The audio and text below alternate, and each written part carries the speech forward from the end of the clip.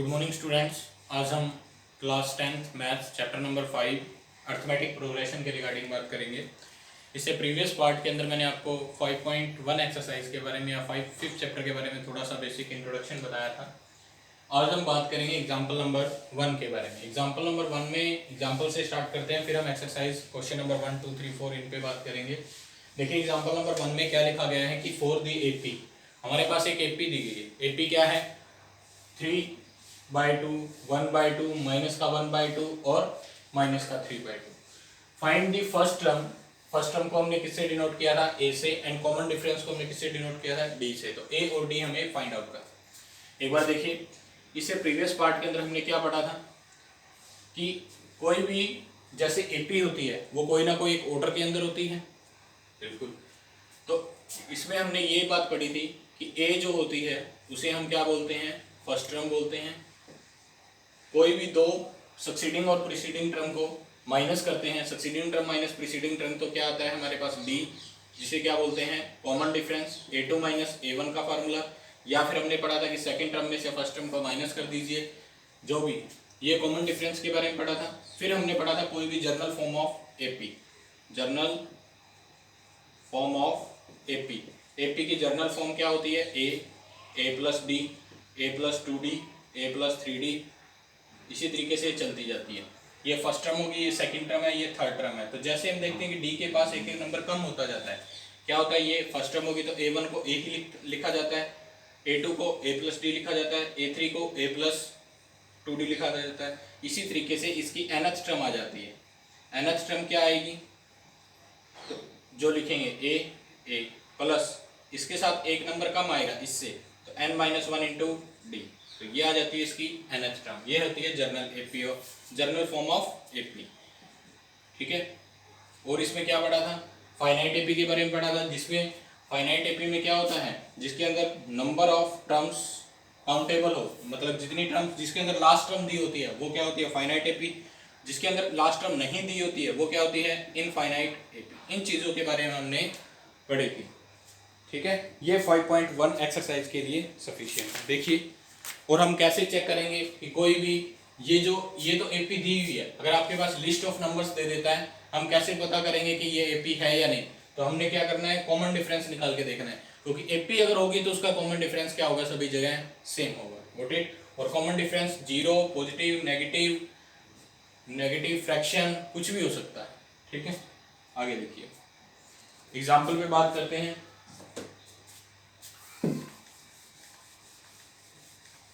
क्या है एग्जाम्पल में? हमें ए और डी फाइंड आउट करना है, मतलब फर्स्ट टर्म जिसको हमने क्या बोला हुआ है? ए, कॉमन डिफरेंस जिसको हमने क्या बोला हुआ है? डी, ये फाइंड आउट करना है। तो एपी क्या हमारे पास जर्नल एपी दी गई है, जो भी एपी है, गिवन एपी 3/2, 1/2, माइनस का 1/2 और माइनस का 3/2। ये लिस्ट ऑफ नंबर्स मेरे पास एपी में दिए गए हैं। अब इसके अंदर ये जो फर्स्ट टर्म है, फर्स्ट टर्म को क्या लिखेंगे? यही फर्स्ट टर्म बोली जाती है जो सबसे पहले है फर्स्ट टर्म, जिसको हम किससे नोटेशन देते हैं? ए से। तो ए की वैल्यू क्या आ गई? इसी को a1 भी बोलते हैं, इसी को a भी बोलते हैं, 3/2। अब हमें क्या निकालना है? Common difference. कॉमन डिफरेंस को नोटेशन क्या देते हैं? लिखते कैसे हैं? डी से, छोटे डी से। क्या होता है? a2 minus a1, a2 minus a1 कर लीजिए, सेकंड में से फर्स्ट को माइनस कर लीजिए, या थर्ड में से सेकंड को माइनस कर लीजिए, फोर्थ में से थर्ड को माइनस कर लीजिए, तो ये हमारे पास क्या निकल जाएगा? डी, क्योंकि ये हर जगह क्या होता है? सेम। तो सक्सीडिंग टर्म में से प्रीसीडिंग टर्म को माइनस करना होता है। a2 की वैल्यू क्या है? 1/2, a1 की वैल्यू कितनी है? 3/2। दोनों को माइनस करेंगे, दोनों फ्रैक्शन के अंदर है सर, दोनों का एलसीएम लिया, मेरे पास एलसीएम कितना आ गया? 2। दोनों का एलसीएम लिया तो क्या आ गया? 2, 1। अब दोनों का डिनोमिनेटर सेम है तो ऊपर वाला न्यूमरेटर भी क्या आ जाएगा? सेम। तो 3 माइनस 1 कितना हो जाएगा? 2 हो जाएगा सर। बट किसका कौन ग्रेटर है? 3 है। 3 के आगे सिंबल क्या है? माइनस का। तो 2 से 2 कैंसिल हो गया, सोल्व करने पर आंसर कितना आ गया? माइनस का 1। तो हमारे पास डी की वैल्यू कितनी हो जाती है? माइनस का 1। Got it? तो ये था मेरे पास ए निकालने का और डी निकालने का मेथड। नेक्स्ट देखिए एग्जांपल नंबर 2। देखिए नेक्स्ट एग्जांपल नंबर 2 के अंदर क्या राइट किया गया है कि which of the flowing list of numbers, which of the flowing list of numbers, हमारे पास कुछ लिस्ट ऑफ नंबर्स दिए गए हैं फॉर्म एन एपी, जो एपी बनाते हैं। हमें चेक करना है कि which of the following list of numbers form an AP. ये जो हमारे पास लिस्ट ऑफ नंबर्स 2 या 3 एग्जांपल दिए गए, पार्ट दिए गए इसके, इनमें से कौन सा एपी बनाता है। अगर if they form an AP, अगर वो एपी बनाते हैं, then write the next two term, तो उनसे आगे की 2 टर्म हमें राइट करनी है। जैसे 1 2 3 4 टर्म दी गई इसमें, तो अगर ये एपी बन जाती है तो 5th और 6th टर्म हमें इसकी राइट करनी है। ये इस क्वेश्चन में बोला गया है। तो पहले हम चेक करते हैं कि क्या ये एपी है या नहीं। अगर नहीं है तो उस क्वेश्चन को वहीं छोड़ देंगे। अगर ये एपी होती है तो इसके आगे की 2 टर्म हम फाइंड करेंगे। देखिए अब लिस्ट ऑफ नंबर को कैसे चेक करते हैं कि क्या ये एपी है या नहीं। कंडीशन नंबर 1 कैसे चेक करेंगे, तो जो भी नंबर्स होते हैं उन सभी में कॉमन डिफरेंस अगर सेम आ जाता है तो वो एपी है, अदरवाइज वो एपी नहीं है। पहला काम ये था। तो चेक करने के लिए पहले हमें क्या निकालना पड़ेगा, कॉमन डिफरेंस, जिसे हम किससे नोट करते हैं, डी से। कॉमन डिफरेंस कैसे निकलेगा, a2 माइनस a1, कि सेकंड टर्म में से मैंने फर्स्ट टर्म को माइनस करके देखा सर, दोबारा डी निकाला सर। अगर मैंने a3 में से a2 को माइनस किया तो भी डी आएगा सर। 2 ही डी निकाल लीजिए, सफिशिएंट है। अगर फिर भी कंडीशन रहती है कि 3D निकाल लेते हैं सर एक बार के लिए, तो a3 a4 माइनस a3, कि सक्सीडिंग टर्म में से, आगे वाली टर्म में से आप पीछे वाली टर्म को माइनस कर सकते हो। क्या है, 10 में से a2 की जगह ये a1 ये a2, ये मेरे पास फर्स्ट टर्म है तो a1 ये a2 ये a3 और ये a4, सभी की वैल्यू आ गई मेरे पास। तो a2 की वैल्यू क्या है, 10 माइनस 4, 10 माइनस 4 करोगे तो कितना आ गया, 6। एक बार डी आ रहा है सर, मैंने चेक किया कॉमन डिफरेंस कितना आ रहा है सर, 6 आ रहा है। नेक्स्ट में देखिए a3 की वैल्यू कितनी है, 16 माइनस a2 की वैल्यू कितनी है, 10। तो 16 माइनस 10 माइनस 10 करेंगे, 16 में से 10 माइनस करने पर कितना आ गया, 6 आ गया। तो ये भी क्या है मेरे पास, डी। a4 की वैल्यू 22 माइनस a3 की वैल्यू 16, कितना आएगा, 6। ये भी क्या आ गया सर, तीनों केस के अंदर कॉमन डिफरेंस क्या आ रहा है सर, सेम आ रहा है। तो हम क्या कह सकते हैं, these list of numbers are form an AP, these list of numbers form an AP. ये लिस्ट ऑफ नंबर क्या बनाते हैं, एपी बनाते हैं। या ये लिख सकते हैं, it is an AP, it is an AP. ये क्या है, एक एपी है। अगर ये अरिथमेटिक प्रोग्रेशन या एक एपी है, उसने बोला if they form an AP, अगर वो एपी बने तब उसकी दो नेक्स्ट टर्म राइट करनी। कहने का मतलब a5 की वैल्यू और a6 की वैल्यू, 5th टर्म और 6th टर्म हमें फाइंड आउट करनी है इस क्वेश्चन में। तो a5 की वैल्यू, a5 को अभी मैंने आपको बताया था थोड़ी देर पहले कि जो भी जर्नल फॉर्म होती है ए की, एपी की, a plus D, a plus 2d, a plus 3d, a plus 4d, ये चलता जाएगा, a प्लस 5d, इस तरीके से। ठीक है, तो ये क्या हो गया सर, ये फर्स्ट टर्म होगी, ये क्या हो गया, सेकंड टर्म होगी। तो नोटेशन क्या देते हैं, फर्स्ट टर्म है तो a1 दे दिया, सेकंड टर्म है तो a2 दे दिया, थर्ड टर्म है तो a3, फोर्थ टर्म है तो सर a4, फिफ्थ टर्म है तो a5 और सिक्स्थ टर्म है तो a6। ये वैल्यू, तो a1 की जगह तो सर a ही आता है, a2 की जगह क्या आएगा, a प्लस डी आएगा, a3 की जगह a प्लस 2d आएगा। तो हमें क्या फाइंड आउट करना है, a5, तो यहाँ क्या हो जाएगा, a प्लस 4d। जो वैल्यू फाइंड आउट करनी है उससे d के पास एक वैल्यू कम आएगी, बिल्कुल।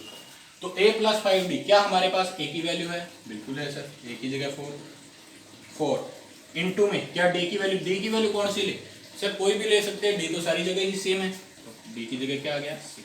तो 4 प्लस 4 6 जा 24, कितना हो गया, 28। तो a5 की वैल्यू मेरे पास कितनी आ गई, 20।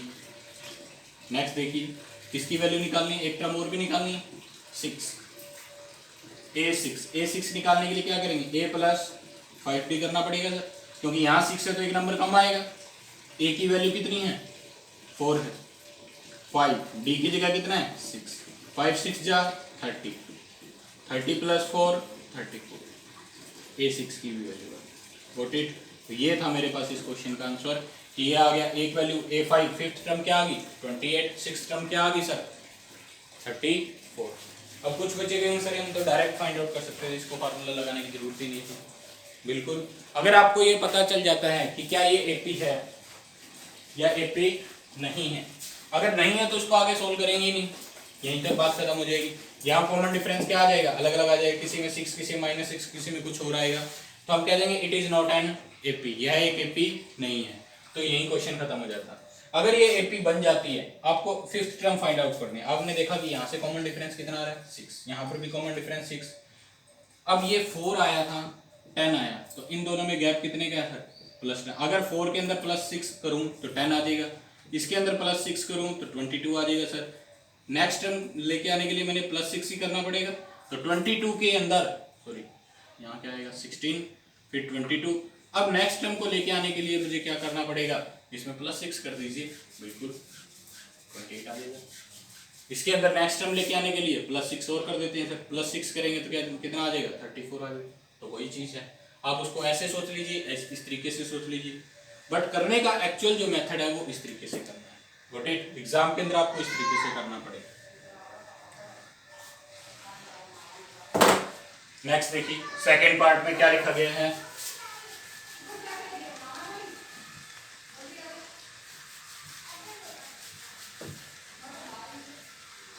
सेकेंड पार्ट में क्या लिखा गया है, A1 1 1 1 2 2 2 3 3 3 it is an AP और नॉट। क्या ये एपी है या नहीं है, हमें ये देखना है। अब एपी है या नहीं कैसे चेक करेंगे, वही सर कॉमन डिफरेंस अगर सेम आता है तो एपी है, अदरवाइज वो एपी नहीं है। चलिए तो सबसे पहले मैंने डी चेक किया, डी क्या आया, सेकंड टर्म ये सर A1 हो गया, ये A2 हो गया, ये A3 हो गया, ये A4 A5 A6 A7 A8 A9 9 terms दी गई है सर इसके। तो कॉमन डिफरेंस तो चेक करते हैं, कॉमन डिफरेंस क्या होगा A2 माइनस A1 होगा सर, 1 माइनस 1 किया तो कितना आ गया 0 आ गया सर। दोबारा चेक करते हैं, A3 माइनस A2 चेक करेंगे सर, थर्ड टर्म में से सेकंड टर्म को माइनस करेंगे, थर्ड टर्म क्या है 1 माइनस 1 तो भी कितना आ रहा है सर 0 आ रहा है, इसमें भी D 0 आ रहा है। एक बार और चेक कर लेते हैं, 3 टाइम्स चेक कर लीजिए, A4 माइनस A3 चेक करते हैं, A4 में से 2 माइनस 1 माइनस किया तो यहाँ क्या आ गया 1 आ गया, 2 माइनस 1।